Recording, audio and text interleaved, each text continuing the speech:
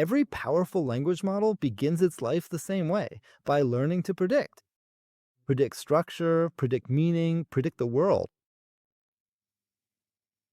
Welcome to Lesson 3, Pre-training, Scaling, and Fine-tuning. Pre-training starts with casual language modeling, CLM. Its objective is defined in the following equation. Let's unpack this. At each position t, the model predicts the next token w given everything before it. The term p theta is the probability the model assigns to the correct next token. Taking the negative log turns high probability predictions into small losses and low probability predictions into large losses. So in a sense, every token teaches the model grammar, semantics, and structure simply by predicting the next word over and over again. Other models, like BERT, learn using masked language modeling, or MLM. Here is the equation. In this case, we add a subset of tokens, the set M. The model must reconstruct each missing token using the surrounding visible context. This creates bidirectional understanding. The model looks both left and right to fill in the blank. MLM trains deep comprehension rather than generation.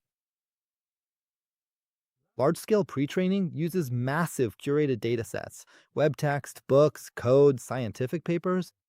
They go through filtering, deduplication, and quality scoring. Only a small percentage of raw data survives. Quality determines capability more than raw volume. Scanning low involves remarkable patterns. Performance follows predictable power law improvements as we scale parameters, data, and compute. Each term describes how loss decreases as we scale model size n, dataset size d, and compute c. This insight shaped the design of GPT-3, Llama, Palm, and the latest frontier models.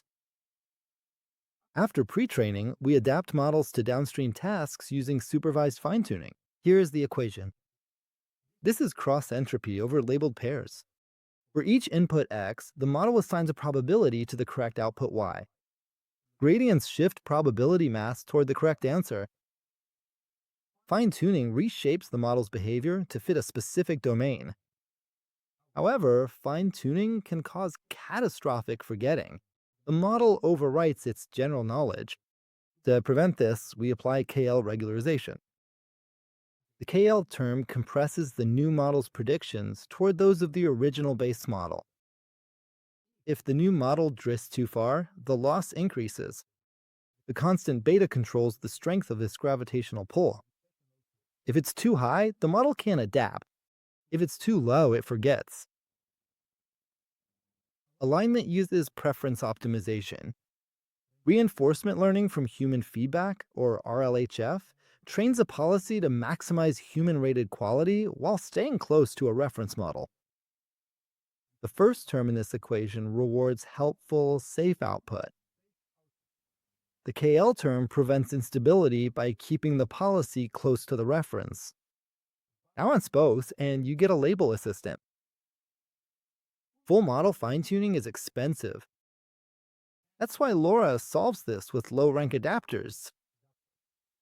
Here, W is the frozen pre-trained weight matrix.